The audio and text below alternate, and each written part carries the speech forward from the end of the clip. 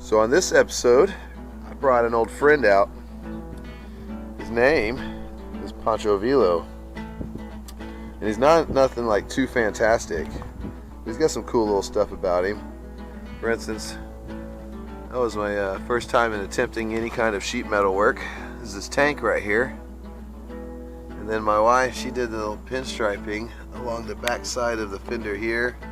It's got Iverson sheet metal. Alright, check this out. The street sweeper rear fender, and it's got pinstriping on it as well. So it took my wife all about 2 to 3 weeks to get this good right there. So I've been getting on her butt about practicing some more, try to get her to do some more projects. What we're doing today with this thing, the reason why I haven't even wanted to ride it is because I hit a pothole and I broke this off of the frame. And what is this, you ask? Well, this is my flamethrower. A flamethrower? Yes, a flamethrower. So what we're going to do today is got to resolder an end cap here on the back because it popped it off whenever I hit the pothole here for the reservoir. Alright, I got new wick, so actually I can take this wick out. I got new wick to replace that. I got new oil. We've got to pull this apart and clean the insides up so to make sure that it works well. Make sure that the cable's still free. It turns on the inside of this thing. And I'll explain to you a little bit on how I constructed this mat contraption once we get it closer to being on. So, I guess I better get something started. So first, let's get into the construction of what this thing, let's take a look at the way that I made this, alright? So, this back side's the side that rusted out and broke off. A couple little cheap supports from a Huffy beach cruiser. And I'm sure it was on its way on its way out anyhow. There's the tubing's so thin and they don't like rust very much, and I like rust, so I got to use some thicker material or brace it this next time. Anyhow, so it's just a simple piece of angle iron that's welded to the two curved pieces that welds to the bottom chainstay of the rear of the frame. And so as far as this construction here goes, this is, what is this? This is 1-inch copper tubing here with a cap on the end and a reducer here to go 1/2 inch, and I got to put a cap on the end there. And this is my wick that is trying to, yeah, there we go. And that's my wick material that's totally crap. And so what you do is you fill this up with oil, tiki oil, which I bought some fresh stuff just in case that stuff's bad. You fill it up here, and this is your reservoir. And with your tiki torch wick right here, you just have a flame that survives up to like 15-mile-an-hour riding. So as long as you're cruising around, it never goes out, so your pilot light's just always there.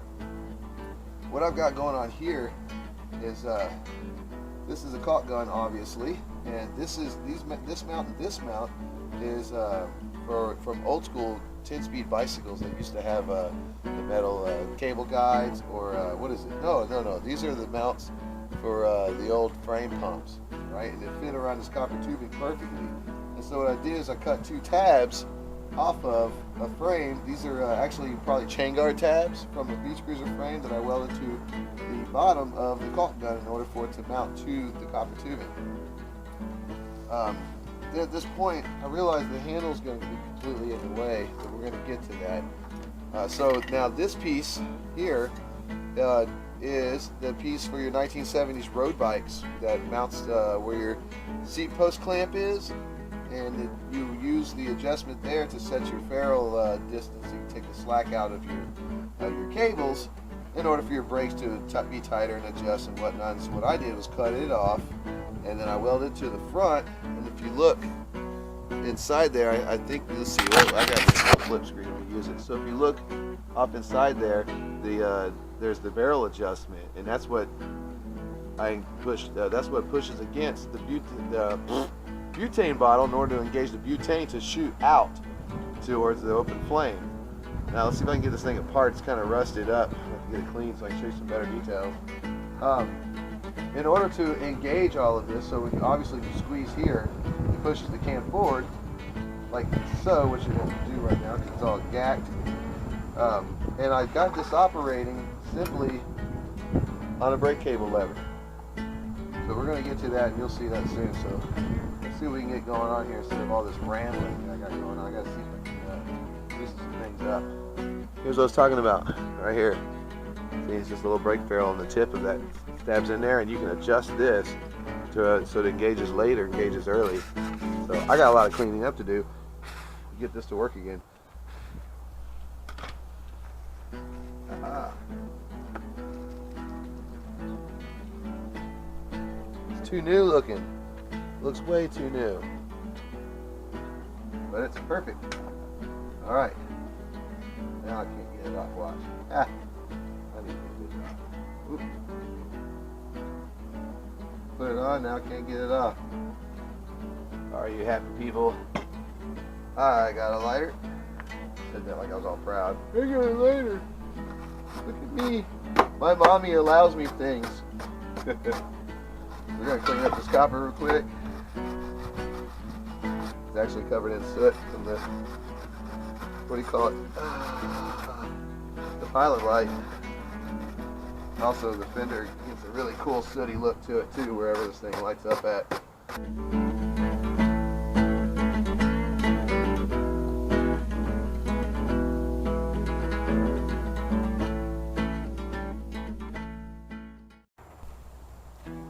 Alright, well now that I've made a mockery out of that debacle, I'm gonna make sure my frame's okay over here.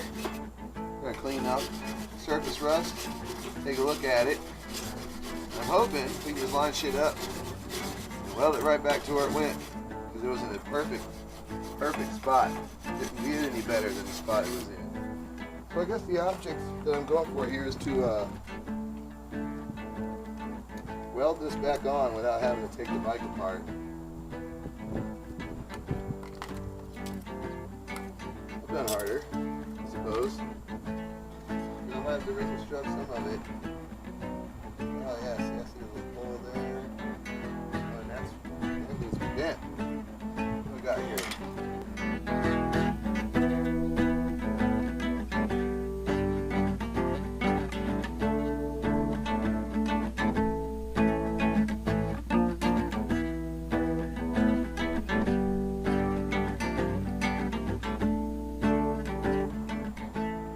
Well, it's ugly. I knew it was going to be. But it's back on. But look at my bike. It's so ratty. I love it. Alright. Now let's get to the fun details of it. It's ugly, but it's on. Get this canvas set again. Figure out where it went. So you can see right here, this is basically what I did was I drilled out the rivets on the caulk gun, so the handle, instead of facing down, I rotated 180 degrees and then welded the rivets back in so that I could cut off the handle to make it shorter, get out of the way, and run this cable through it in order to activate it. Well, it's been sitting outside so long, I got to clean this up and grease in here. That makes the little piece of yeah, see, you can see it, the plunger is trying to come out, but it just quite don't want to work. Yeah, it's doing something. So let's get this fixed for next. So now that I've got this operating again with my automotive industrial grease, we're going to go ahead and get one of these cans of butanes. We're going to set this tip length so we can make this work properly. So, oh, dumb ass me. Guess what I did? I bought butane tanks that were bigger than what my caulk gun is. I don't know why I thought it was going to fit, but I can widen this, and I'm going to.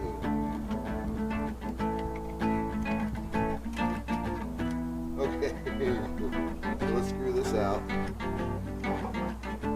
Then I need to set this little tiny nut in here, which it seems to be impossible to do. I might have to go get my tiny nut wrenches, because it always seems to vibrate loose on me. It stops engaging. Yes, I do. Okay. Now, first, then next, we have to set our set this. The way I used to do that is put my foot on the plunger back here, like so.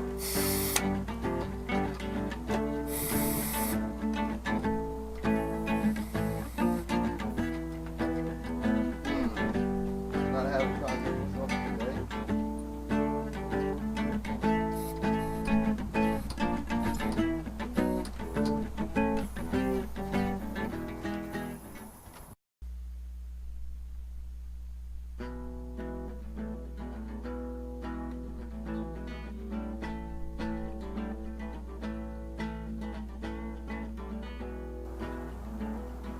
So I don't exactly have a great way of funneling this oil in there just yet.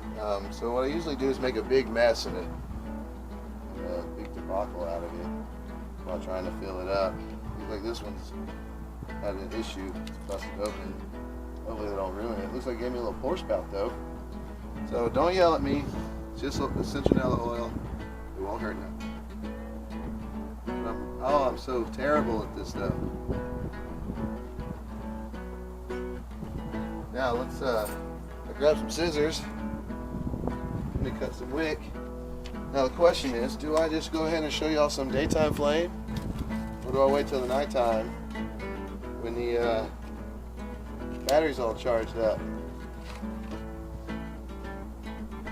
I don't know.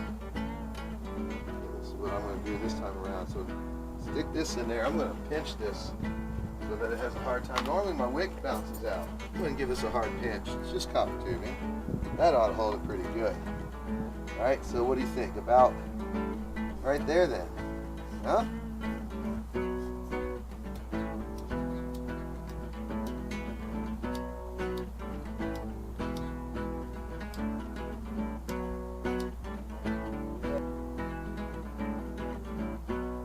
There. Alright. Oh, come on. I have to get a better lighter. Sorry guys, it failed. I have found a better lighter. There it goes.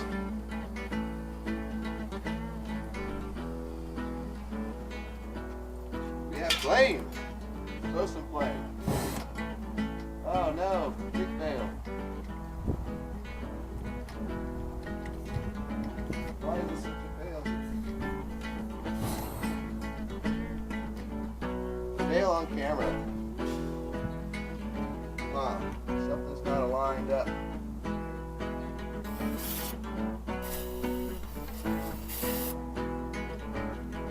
That'll work on it now.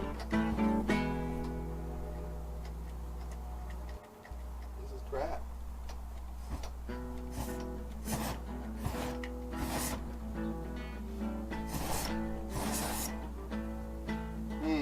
So something's misaligned. Usually it works a lot cleaner in this and doesn't have so much backflow. So since yesterday I've come up with a better design to do this with. Really this is just outdated junk. I don't like the handle, I don't like the application, I don't like using the caulk gun and none of this, so figure out a better way to do it. But for right now, for this very moment, we're going to try to get back to our roots. Because if I remember correctly, that fits right there, and that's what made this so great.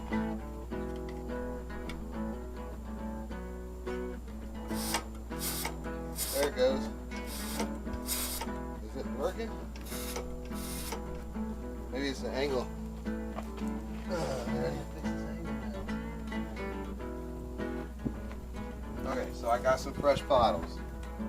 Cans, clap cans, and clap cans. I'm going to throw one in, and we're going to see how it does. And then what I think I'm going to do is, I have a little tab here that I made where it bolts on. And I think I'm going to undo that tab and elevate this a little bit so that the can sits more at an angle than it used to.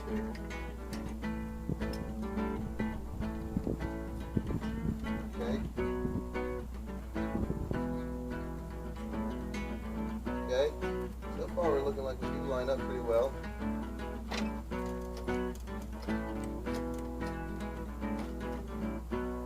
Set this by hand.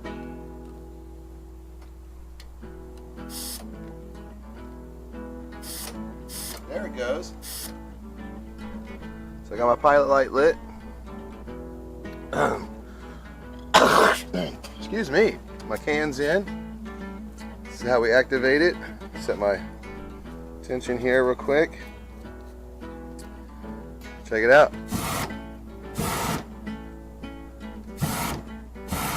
Now that's a flamethrower. Let's get it out in the street. All right, so as you can see, it's nighttime here in New Orleans. All right, so what I gotta do first, let's see if I remember how to do this correctly. There's my battery leads. This stays wadded up, small. All right, this plugs into there, okay. Found my spot where it plugs it in. Arrow to arrow. Right on. I need my remote control range to hang outside. Let's see. This is the battery I use, 1.5 hour, 12 volt. Which way my contact's facing. Let's go ahead and gotta figure out which one's positive, which one's negative. Is this right? Oh, there we go. Well, babies came to life. All right. There it went. I figured it out. All right. Now let's get it all packed in there. Since I've got it figured out now. The remote, though, needs to hang outside. So, put them bad motherfuckers in there.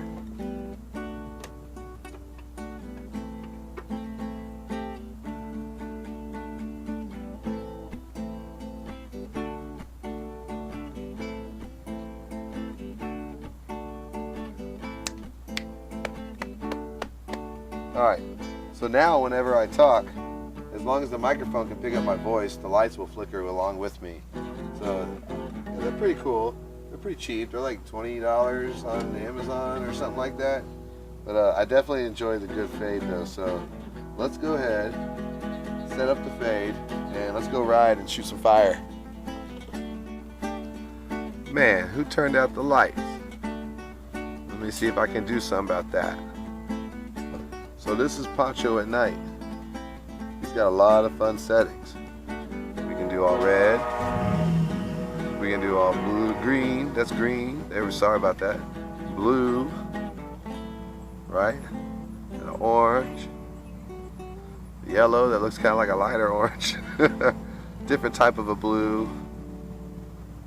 There we go. I like that little purple there. Oh, now we're getting into the flashing settings. Slower. This is what I like, the fades right here. This is the shit that I'm talking about. I like the fades a lot. And there's another different type of fade here. But now I bought these lights because of this reason right here. So these lights respond to sound. Check it out.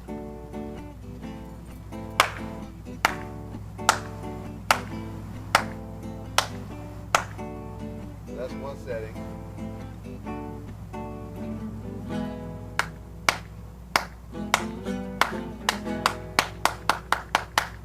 So basically when I sit here and I talk to you, the microphone in here is picking it up and it's changing colors with the sound of my voice. This is another one, but my favorite one that I like that's sound operated is this one right here. So when it's off, and it only turns on and flashes when it hears the sound. So that's pretty cool. But that's not what we're here for. That's not what we're here for at all. So let me stick on a fade. Let's get to the show.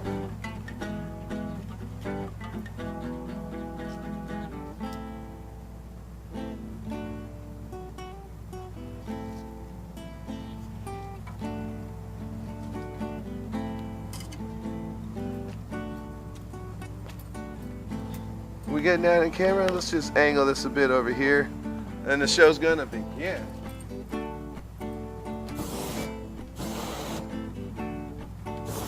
All right.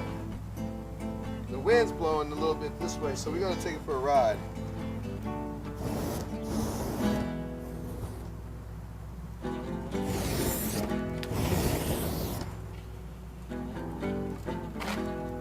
And that's gonna conclude this episode of BeckBuilt. Love what you do, baby.